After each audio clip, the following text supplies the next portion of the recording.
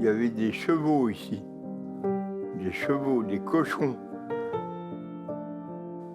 C'était pratiquement la ferme, quoi. Ils faisaient partie de notre vie. On savait leur histoire, on savait leurs petits problèmes, et puis ils se confiaient.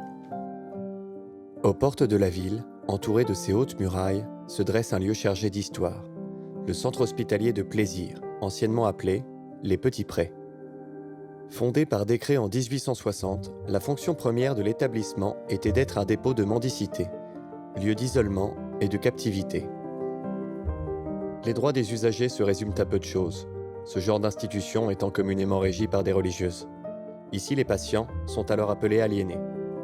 Loin de la ville, loin des regards, ils vivent sous une autorité stricte, rythmée par la cloche du couvent, le travail manuel et les rares visites des familles. En ce temps-là, les notions de soins et d'accompagnement étaient inexistantes. Il s'agissait avant tout de contraindre par le travail et les obligations religieuses, sans pour autant y trouver un quelconque salut.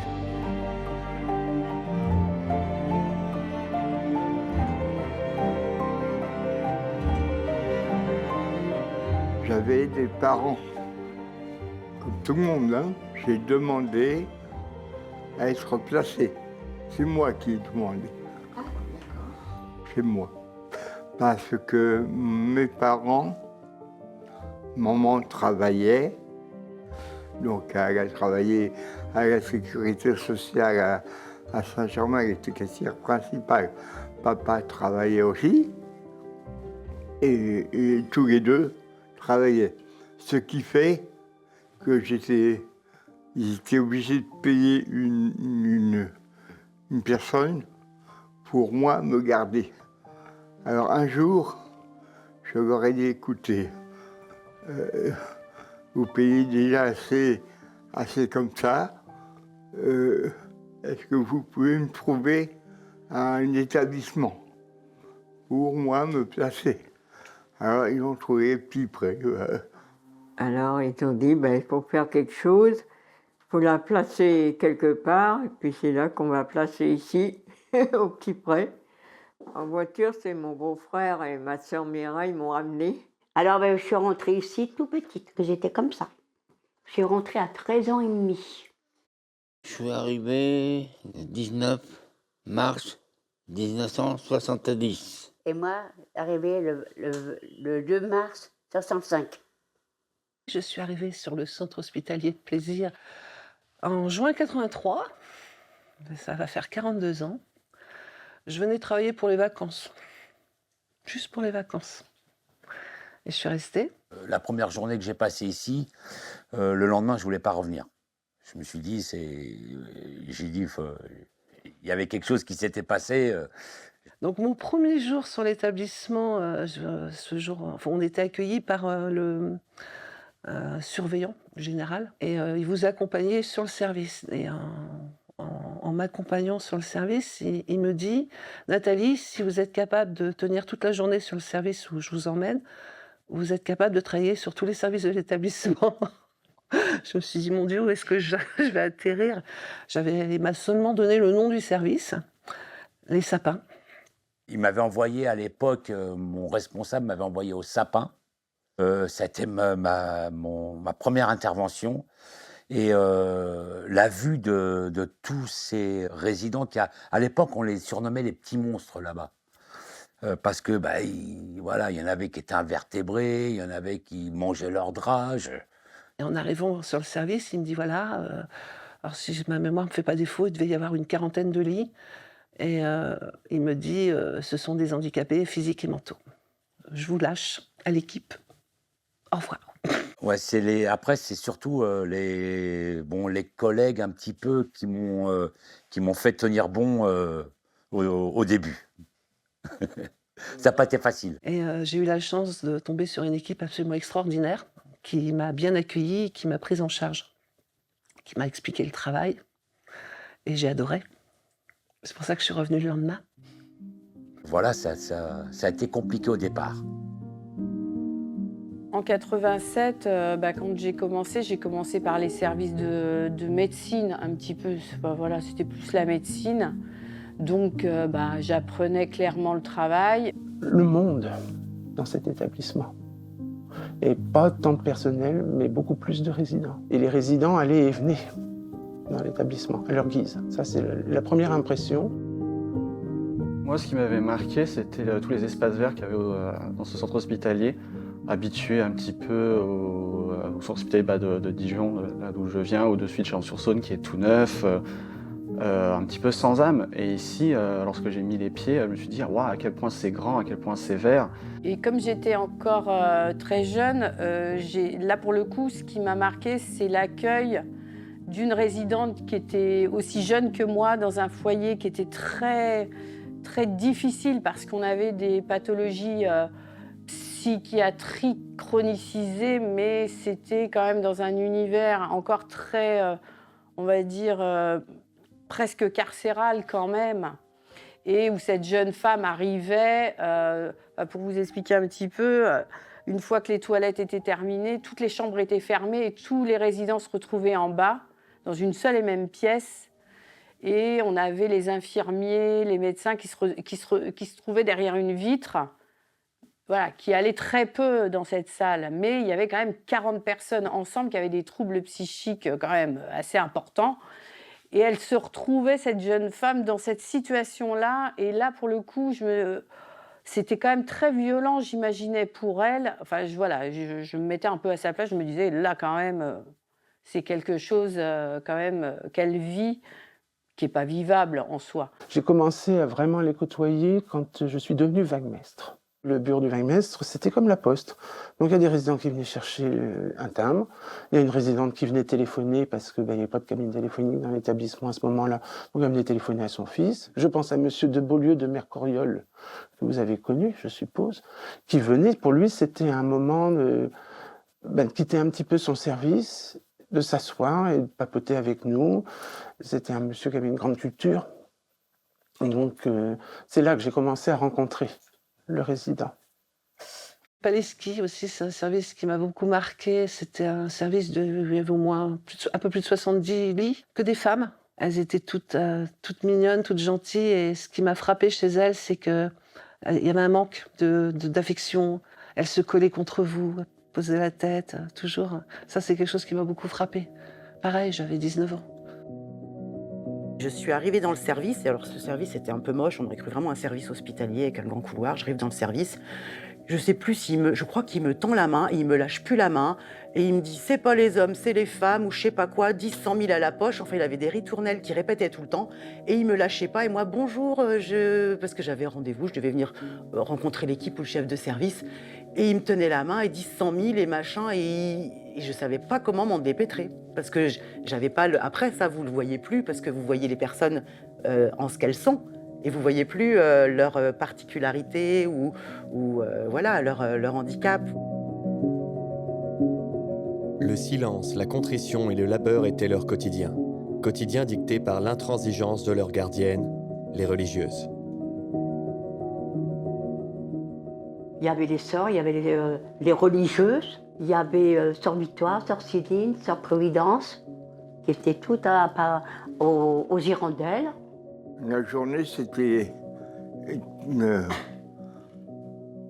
coucher, debout, travail, et voilà.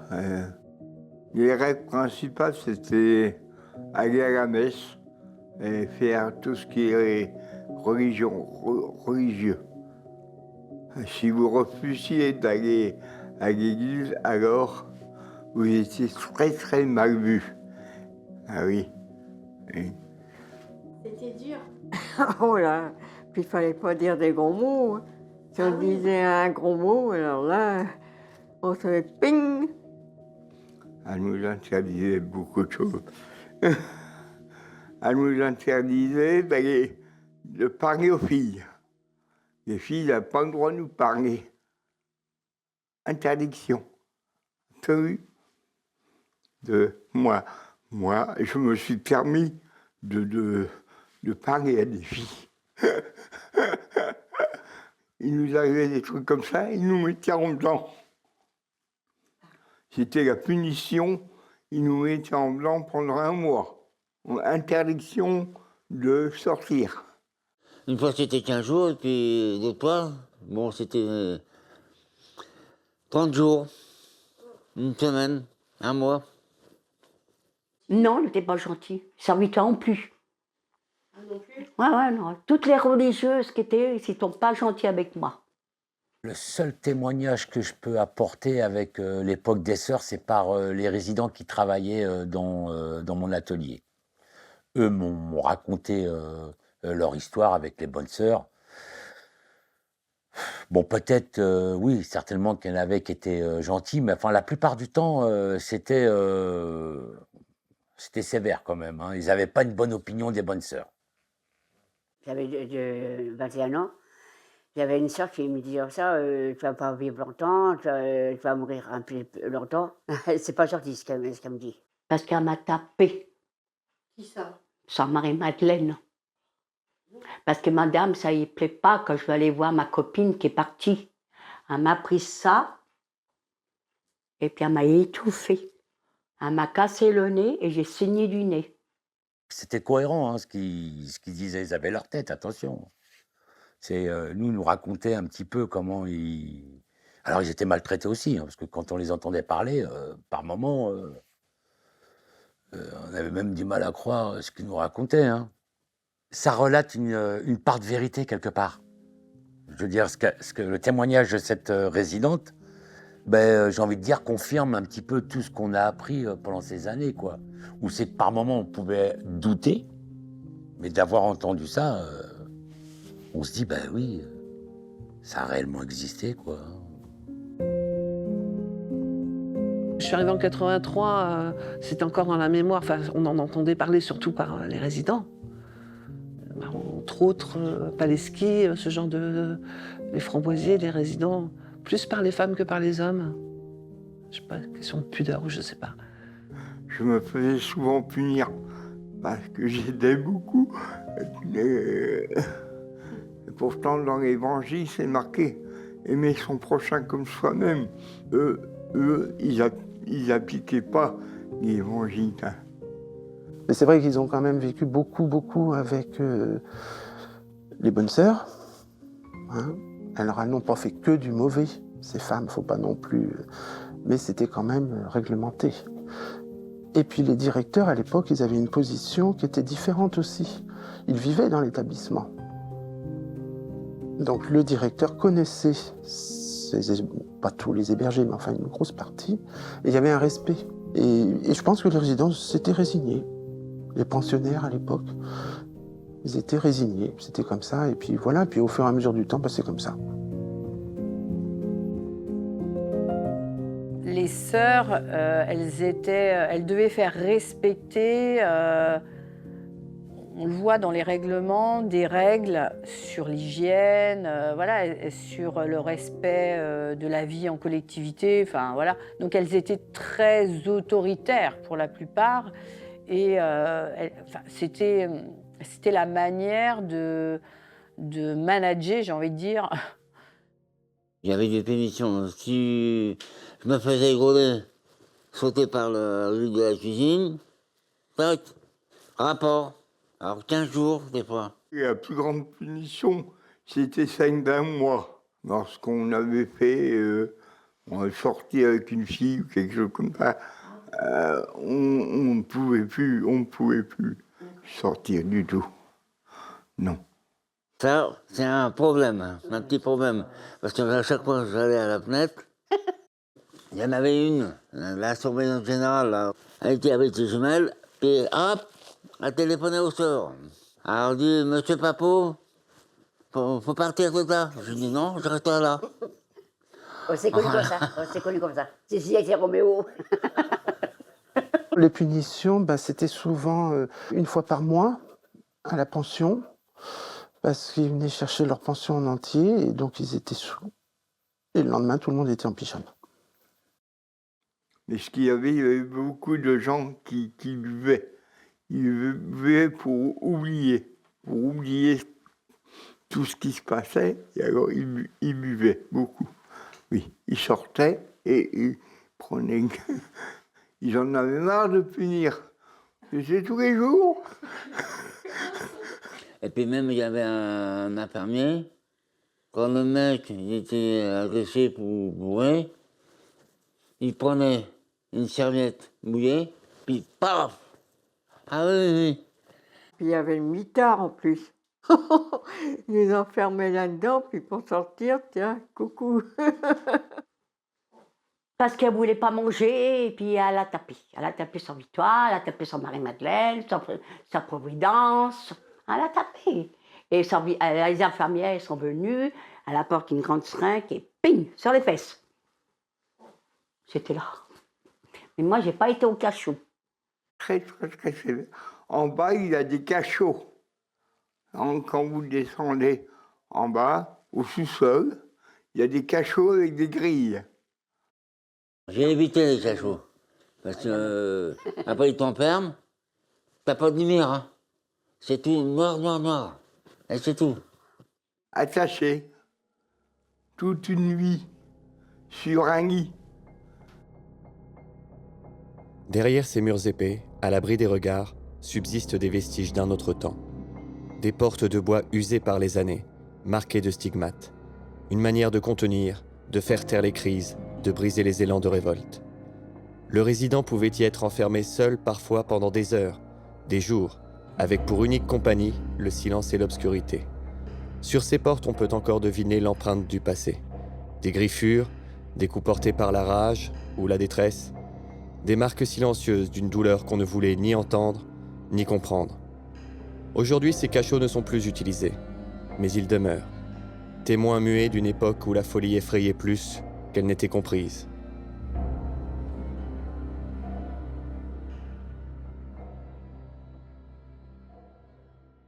Je pense qu'ils arrivent à les roubler quand même. Fallait pas se faire prendre, quoi. Bah, c'était malin, hein, attention. Quand il y avait même un truc comme ça, il fallait raccommoder. Moi, je... poubelle. Comme ça faisait moins... C'était motus et bouche cousue. Et puis après, bon, ben, ça s'est dégradé, puis les bonnes sœurs, les sœurs sont parties à Tours parce qu'ils étaient retraite, quoi. Ils sont partis revoir merci. Hein. Et comme il y avait une fille qui était à côté de moi, alors je faisais du coude, autant mieux, ils sont partis, les bonnes sœurs, parce que comme ça, on pourra faire qu'est-ce qu'on veut.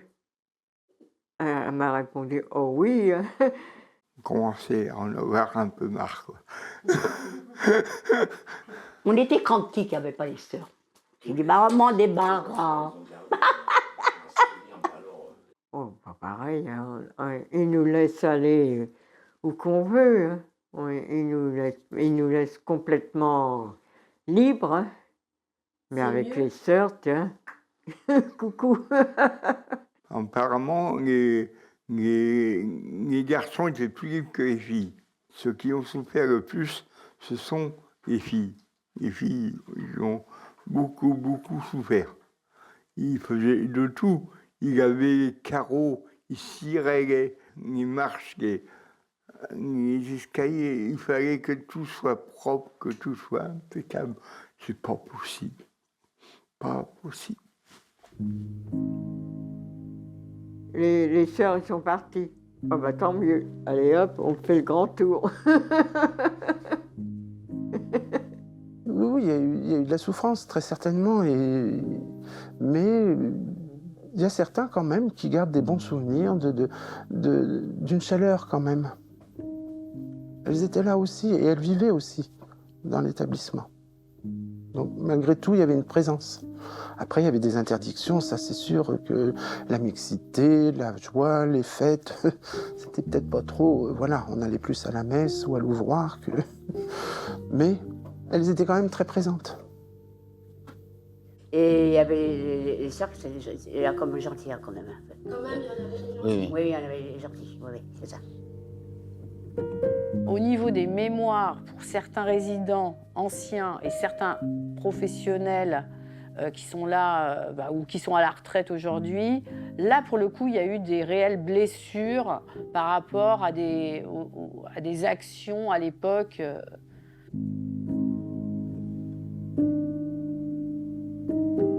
Le pavillon qui est là, les Mélèzes, à l'époque, c'était encore un service d'hébergement. On y trouvait le dortoir. Les lits étaient séparés par des rideaux. Le service des Framboisiers, c'était encore les douches communes. Voilà. Il n'y avait pas de chambre à l'époque. On était tous mélangés dans un dortoir, dans un grand dortoir. Donc, on était beaucoup, oui. Ah oui, on était 48. Non, on n'avait pas d'armoire à ce moment-là. On avait des tables de nuit. Et puis en bas aussi, on avait un placard. Les Mélèzes, à ce moment-là, et puis c'était que des dortoirs. Pareil, des boches. T'entendais des fois romper, t'entendais... On était beaucoup, il n'y avait que des filles. Mon premier jour sur les Framboisiers, en tant que roulante, c'était un week-end. Je vois le matin Framboisier. Je ne connais pas les Framboisiers, je vais découvrir. Donc j'arrive dans le service, au rez-de-chaussée, je vois un soignant qui me dit tel étage. Mais les collègues ne sont pas arrivés, ils ne vont pas tarder. Donc je monte, grand couloir, et là je m'arrête. Là, c'est un choc. On était en rang dans les douches, oui. Une énorme pièce avec des lavabos, des cabines de douche. Et là, il y a tous les résidents de l'étage, ils sont tous là, tous tout nus. Ils attendent leur douche. Donc, je vais aider, je vais les aider pour la douche. En général, ils se lèvent pratiquement tous tout seuls. Ça peut être juste une aide ou les aider, les orienter, faire le dos, des choses comme ça. Et puis voilà. Et puis, donc ça, c'est un souvenir que j'ai qui m'avait frappée. Et aujourd'hui, avec le recul, je me dis, mon Dieu, mon Dieu.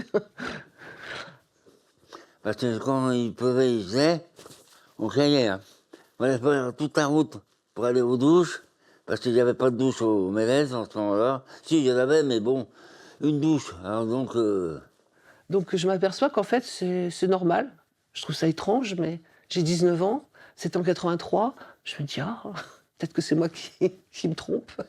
Moi, sur la partie, on va dire, des personnes qui avaient des gros polyhandicaps, j'ai connu des dortoirs de 4-6 personnes, jusqu'à 6 personnes qui vivaient ensemble. Et voilà, c'était comme ça, on faisait les soins, ils étaient tous dans la même pièce. C'était des soins de nursing, il y avait zéro pudeur, enfin voilà, soyons clairs. Aujourd'hui, on n'en est pas là, on en est sur le respect de l'intimité de la personne, de sa dignité, de la pudeur, enfin voilà. Là, pour le coup, on a des valeurs fortes aujourd'hui. Les petits prés fonctionnaient en complète autonomie. Le travail était fait par les résidents eux-mêmes. Par le passé, il était courant que le quotidien des résidents soit rythmé par les corvées et la piété. Encadrés par différents professionnels, ils travaillaient pour la communauté au bon fonctionnement du village. Malgré un rythme soutenu et très rigoureux, les pensionnaires nouaient des liens d'entraide forts et sûrement nécessaires à leur bien-être social. Il y avait donc cette fameuse boutique. Il y avait le bureau du wagmestre où les résidents allaient chercher parfois leur pension, des timbres, faire des envois, même téléphoner aux familles. Il y avait le cordonnier, il y avait toute une vie. C'était un petit village. Ici, dans l'établissement, on travaillait. On on avait un petit salaire. Enfin, si on peut appeler ça un salaire. C'était plutôt de l'argent de poche qu'un salaire. Mais on était pas mal quand même, parce que ça nous permettait d'acheter ce qu'on voulait. Donc nous, il fallait qu'on se lève à 7 h, descendre au réfectoire pour déjeuner. Et puis aller en atelier. Et on faisait tout, on faisait le ménage. On faisait même le repassage. On repasse le linge des résidents. On faisait même le repas. Ici, moi, j'ai travaillé à la cordonnerie et j'ai travaillé à la serre comme rempoteur. Il y avait tout ce qu'il fallait, il y avait des pommes de terre ici. Il y en avait qui travaillaient au pluche, il y en avait qui travaillaient à la buanderie, il y en avait qui travaillaient à la menuiserie. On travaillait tous, on faisait tous quelque chose. Planter des choux, planter des betteraves, planter des pommes de terre, ainsi de suite, voilà. Ah oui, tous les jours. Les chaussettes, c'était le mardi matin. Je me rappelle, les chaussettes d'homme. Quand on avait besoin de faire des petites tranchées dans l'établissement, on louait pas des machines. Chaque résident avait une pioche et une pelle. Et puis dans la journée, on faisait la tranchée. Puis bon, quand il y avait des employés qui n'étaient pas là, c'est moi qui donnais des médicaments. Quand il fallait leur donner à manger, il ne fallait pas se tromper. Et il y en avait, tu avais des gouttes à prendre. Il ne fallait pas se tromper non plus, parce que là... Alors je faisais des médicaments. Je comptais des médicaments ici à la pharmacie, ici, en face de la cuisine, je commençais. Il y avait tout, il y avait tout. Mais c'était les résidents qui travaillaient, la plupart des choses qui étaient faites ici, c'était les résidents qui faisaient, qui travaillaient, oui. Oui. On faisait même les cercueils. C'est surtout le rapport humain qu'on avait. Je veux dire, on travaillait ensemble, on partageait les mêmes choses. Il n'y avait qu'une seule différence, c'est que le soir, nous, on rentrait chez nous et ils rentraient dans leur service. Et le lendemain matin, on se voyait au café, comme des collègues, en fin de compte. Voilà, ils faisaient partie de notre vie. On savait leur histoire, on savait leurs petits problèmes, et puis ils se confiaient. Ça nous occupait, donc quand ça nous plaisait. C'était bien. Moi, j'ai travaillé à la vianderie avant ce moment-là. J'ai travaillé à la lingerie. Ils m'ont mis à la lingerie parce que pour travailler et puis tout ça.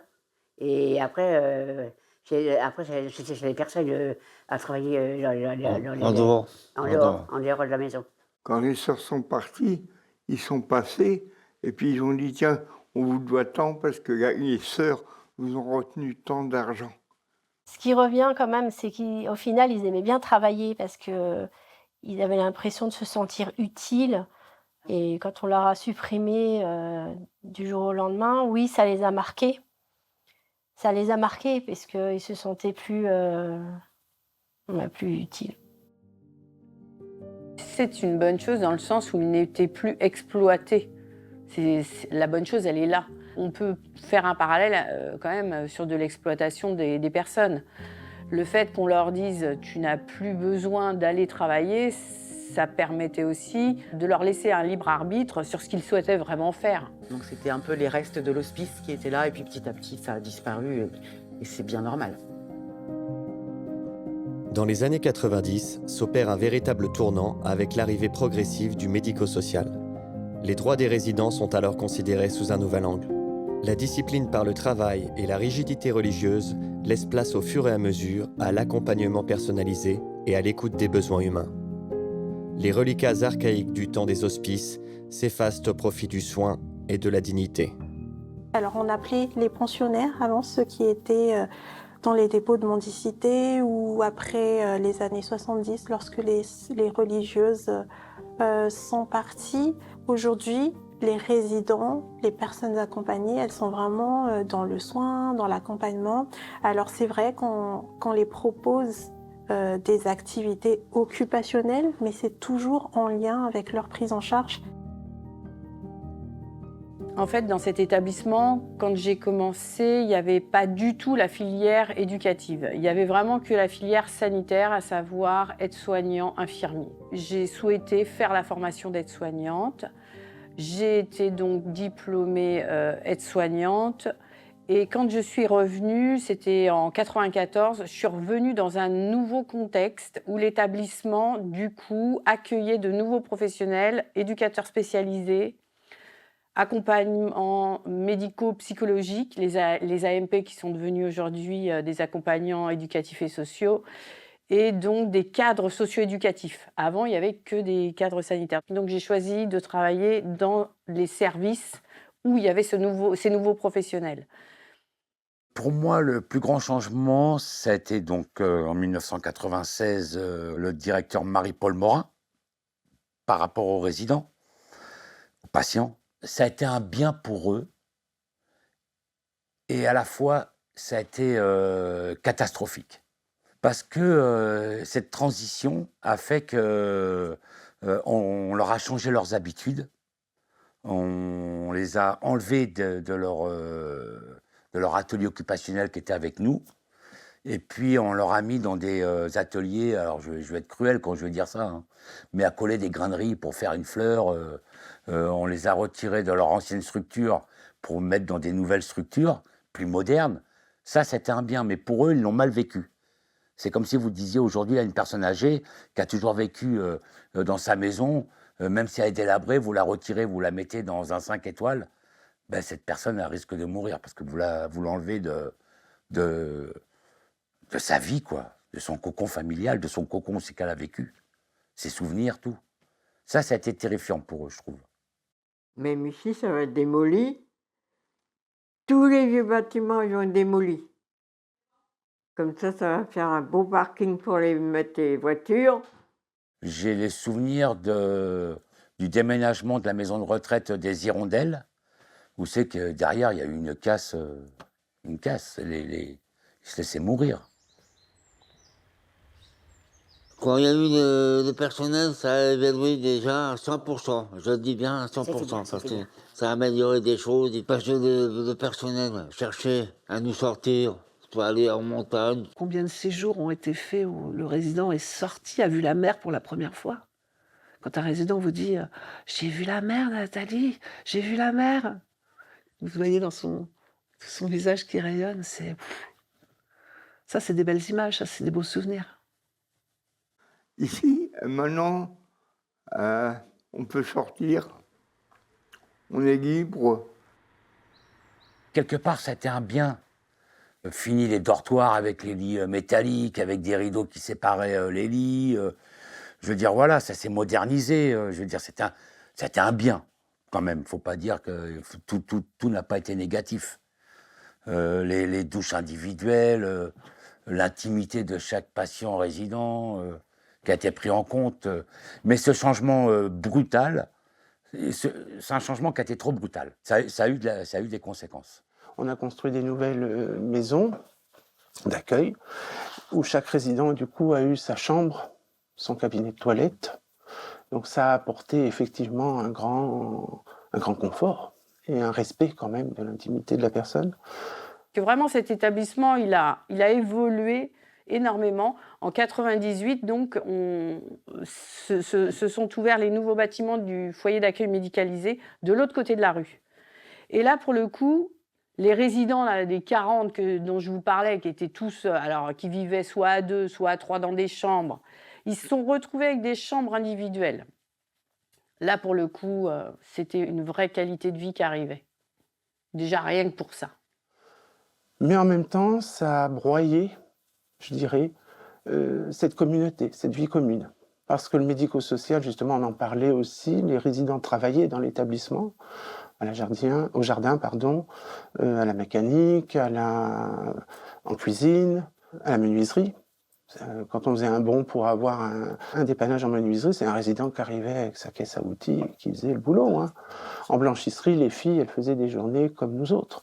Et justement, ce médico-social a apporté l'idée que, Madame Morin, Marie-Paul Morin, si les résidents étaient capables d'assumer des journées de travail entières, comme nous autres, les employés, pourquoi ils étaient résidents?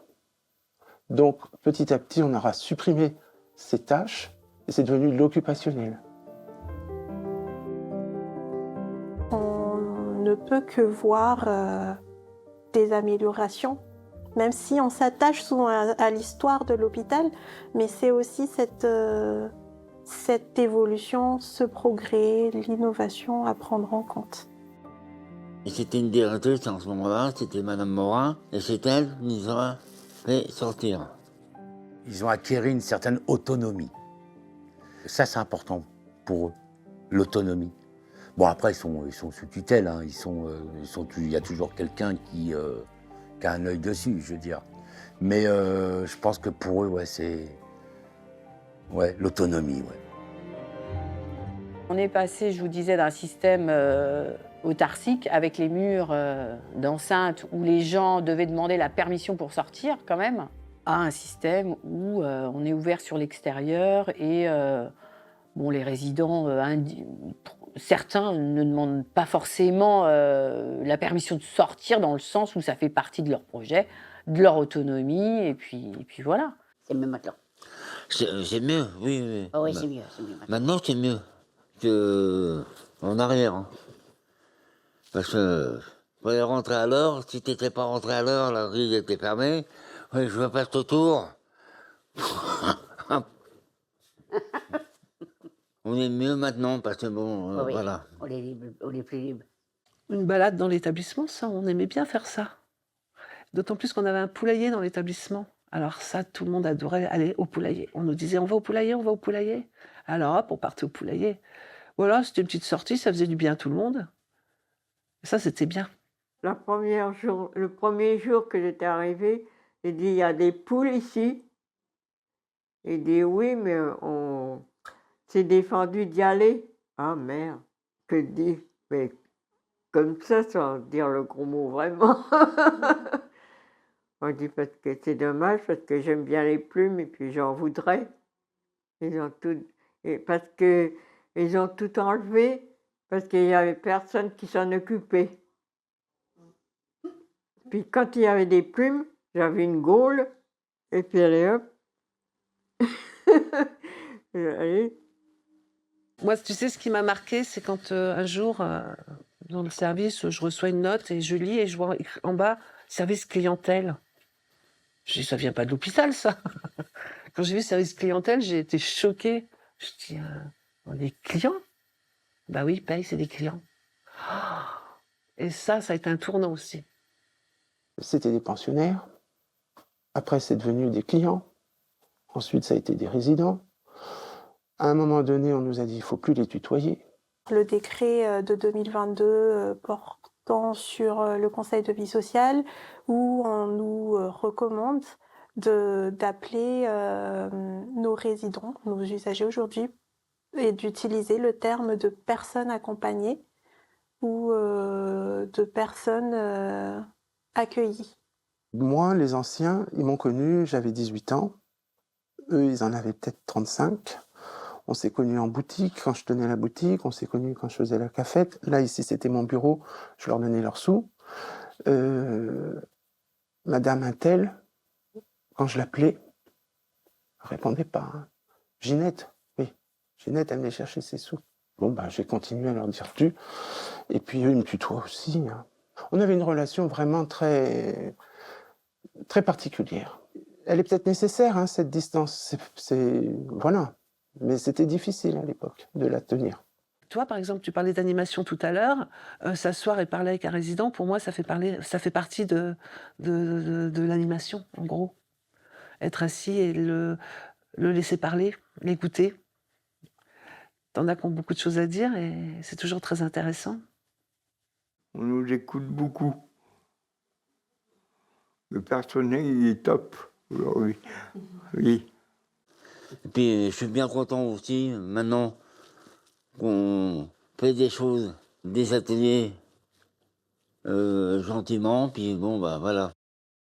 Eh ben, là, pour l'instant, j'ai ma couture. D'accord. Ma couture, mon tricot, la broderie. Oui, j'aime bien, mais des occupations, hein, j'aime bien. Plutôt que de regarder les mouches, c'est plus agréable. Les activités occupationnelles, on fait ce qu'on peut. Là, aujourd'hui, je dirais que c'est plus compliqué parce qu'il y a toujours besoin de moyens financiers et qu'il y en a de moins en moins. Donc, on compte beaucoup sur le bénévolat, sur la créativité des collègues. Et on a du lourd, hein. On a des gens extraordinaires. On a des activités artistiques, des activités sportives, des activités d'expression, ce qu'on appelle. Mais on a aussi des activités d'utilité sociale. Et là, c'est sur la libre adhésion des personnes et si elles souhaitent, alors on en a de moins en moins. À une époque, on avait la reprographie de l'hôpital et les résidents, d'ailleurs ça c'est toujours très demandé, participaient à la reprographie. Ils venaient à la reprographie, pour eux c'était comme un travail. Ils n'avaient aucune obligation d'y venir, ils s'inscrivaient sur leur propre leur envie, leur volonté, parce que pour eux c'est quelque chose de valorisant de pouvoir travailler, d'être pris au sérieux et de rendre service à la collectivité. La reprographie, il fallait comment aligner tous les papiers. C'est-à-dire, maintenant, on a des activités, parce que... mais ça se passe en bas, à la salle polyvalente. Ben, on faisait que ce soit du coloriage ou du découpage, ou je sais pas moi, coller des trucs sur, je sais pas, sur un autre, sur une boîte par exemple. Voilà. Tiens, voilà. On faisait des boîtes comme ça. Alors je l'ai peint en rouge. Et puis le monsieur, eh ben, m'aidait à coller les plumes. Alors je disais à l'endroit qu'il aimait. Comme ça, il mettait les plumes au fur et à mesure que je disais. C'est bien, hein? Les mandalas. J'ai colorié et tout ça, j'ai dessiné tout ça. Et on en a une à là-bas, regardez. Là. Oui, C'est moi qui a fait ça. et puis d'abord. Puis d'abord aussi, regardez. Le papillon aussi, c'est moi qui l'a fait aussi. Oh, mieux faire des trucs comme ça que... ou raccommoder les chaussettes qu'on faisait avec les bonnes sœurs. On est vraiment plus dans l'écoute, dans l'accompagnement.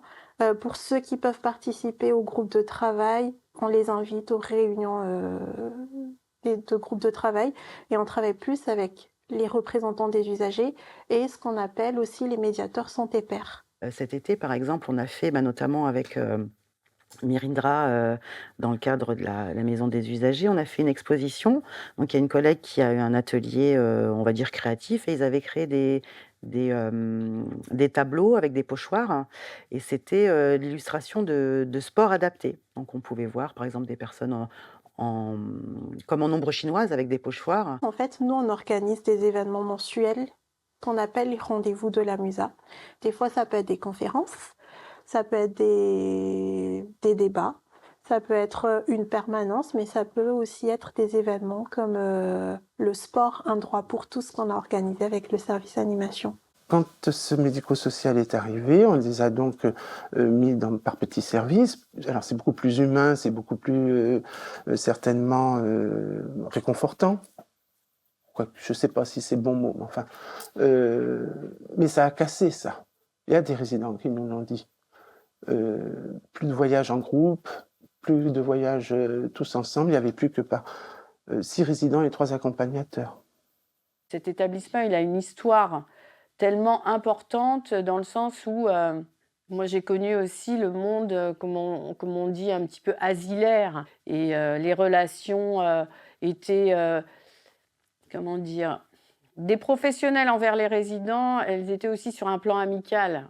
Aussi, quand même. Enfin, je veux dire, on partageait beaucoup de choses ensemble, que ce soit des fêtes, des événements. Aujourd'hui, on est plus dans une distance professionnelle, assumée, puis qui est légitime en plus de ça.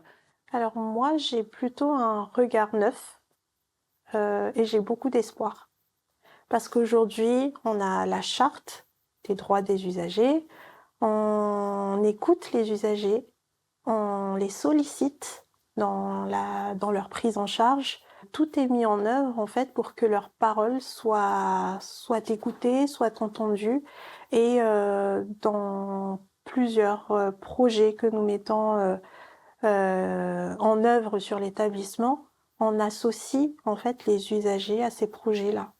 Je suis pas sûre que les résidents d'aujourd'hui, qui n'ont pas connu avant, puissent se rendre compte et comparer. Notre service, malgré tout ce qu'on essaye d'apporter, n'est pas connu de tous au sein de l'établissement.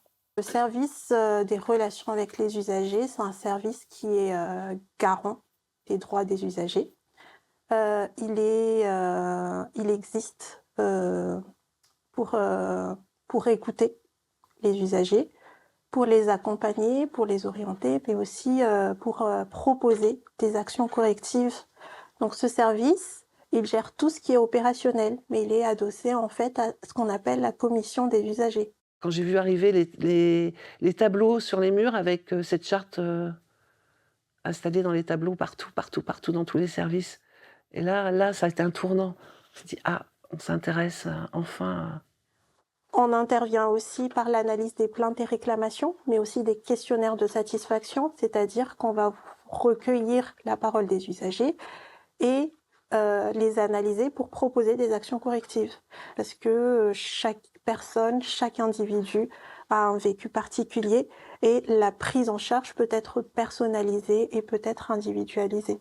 On a encore une marge d'évolution pour arrêter ces chambres doubles. Ce que je veux dire, c'est que dans une maison d'accueil spécialisée, si on est en chambre double, on doit, pour le coup, subir les cris de certains résidents, les odeurs. On est passé des dortoirs à des chambres doubles, à des chambres individuelles aujourd'hui. Bon, il faut toujours qu'ils aient la possibilité de pouvoir... peut-être demain, on aura des chambres avec des lits à 2 personnes. Après, il y a des notions simples comme recevoir sa famille.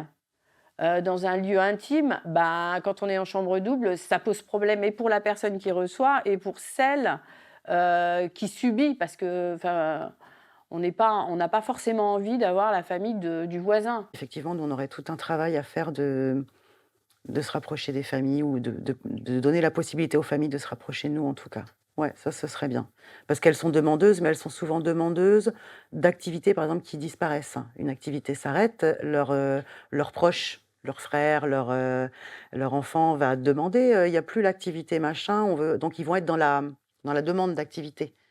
On prenait le temps d'accueillir et de recevoir et de parler avec les familles et les résidents. Des résidents qui se confient à nous aussi sur leur état de santé. C'est plus facile de parler à quelqu'un qui n'a pas de blouse blanche. On abordait facilement le problème de l'alcool avec certains. Avec d'autres familles, je pense à une résidente dont je vous disais qui était noble. C'était la sœur qui était tutrice. Elle la prenait pour les week-ends, elle la prenait pour les vacances, jusqu'à ce que ses enfants, sa sœur, donc, arrivent à l'adolescence. Et ça devenait compliqué de voir Tata un petit peu désorientée, un peu baveuse. Et cette femme, elle pleurait à mon guichet. Elle était malheureuse d'être obligée d'écarter sa sœur. Mais en même temps, elle voulait aussi protéger ses enfants. Mais on a eu plein comme ça. Plein.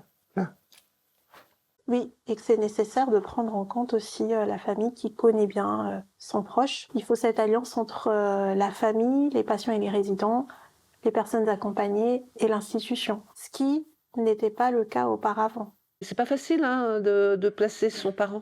C'est très difficile. Donc les familles, on a eu des familles compliquées, mais avec qui ça s'est toujours très bien passé.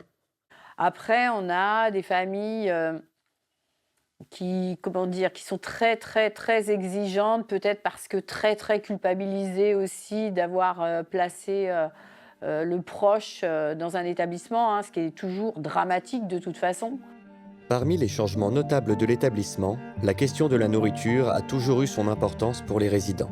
Ces 50 dernières années, ce sujet a également évolué avec son temps pour correspondre aux besoins grandissants de l'hôpital. La nourriture, on est passé pareil d'un système où il y avait le service des cuisines sur place qui faisait à manger. Bon, il y avait quand même une qualité quand même qui était là, mais néanmoins, il n'y avait pas de diversification possible.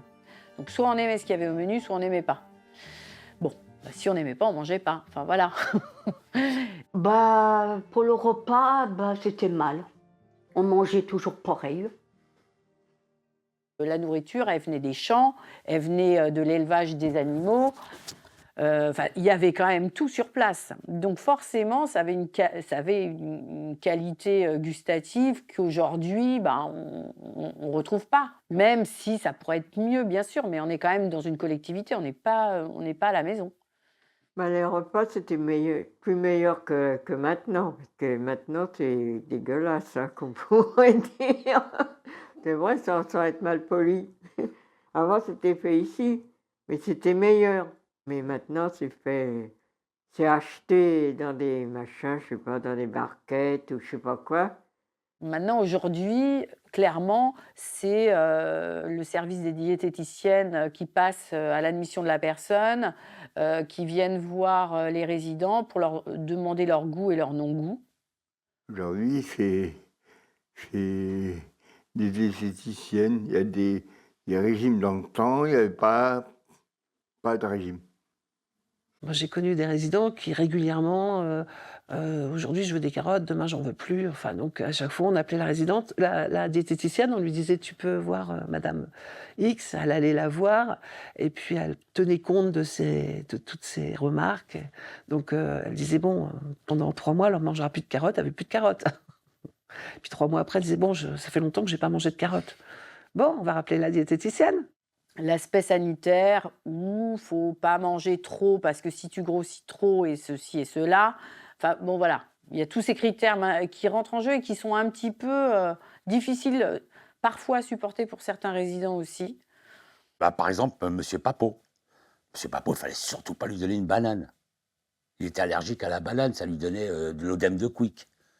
Mais nous, voilà, on a appris toutes ces petites choses-là au coup par coup. C'est que les infirmières ou les agents des services nous disaient justement tous ces petits détails qu'il fallait éviter, quoi. Comment je vais vous dire, moi, j'allais voir un boucher.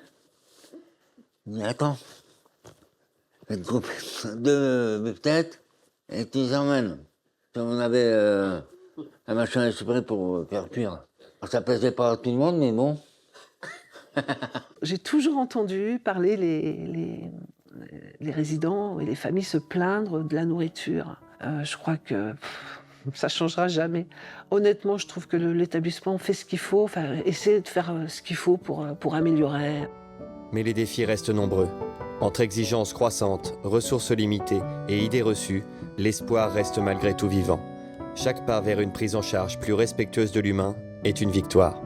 Ici, on est très bien. On est bien traité. Il n'y a pas de problème. Il n'y a pas de problème. Il n'y a que des difficultés pour le personnel. Je souhaiterais qu'on continue dans cette lancée, dans l'humanisation des soins, dans l'accompagnement avec bienveillance, mettre au cœur toujours le patient et puis les expériences aussi. Parce que, comme je l'ai dit tout à l'heure, aujourd'hui, la pérédance a de nombreux impacts sur la vie des personnes accompagnées, des patients. Donc vraiment inclure les usagers dans la prise en charge, dans l'accompagnement. Qu'on aille toujours dans le sens du progrès et que cette prise en charge soit toujours plus inclusive, je pense, et toujours plus humaine. La suite, elle est là. Elle est vraiment sur adapter les supports de communication auprès des personnes. Ça, c'est sûr. Il y a un règlement intérieur du centre hospitalier en cours, mais depuis 2002, il y a la charte de l'usager qui est améliorée au fur et à mesure du temps. Si on valorisait l'autodétermination, si on valorisait la société inclusive, si le regard de la société changeait sur les personnes en difficulté, dans le handicap et tout, le regard changerait aussi sur les aidants. C'est plus la même chose maintenant. À la fin de chaque discours, on en revient toujours à la même chose. C'est les politiques, c'est l'argent, ça passe avant l'humain aujourd'hui. Je dis toujours, on s'occupe d'êtres humains, on ne range pas des boîtes de conserve sur des étagères. Ça, c'est un truc que j'ai dû dire mais des dizaines et des centaines de fois.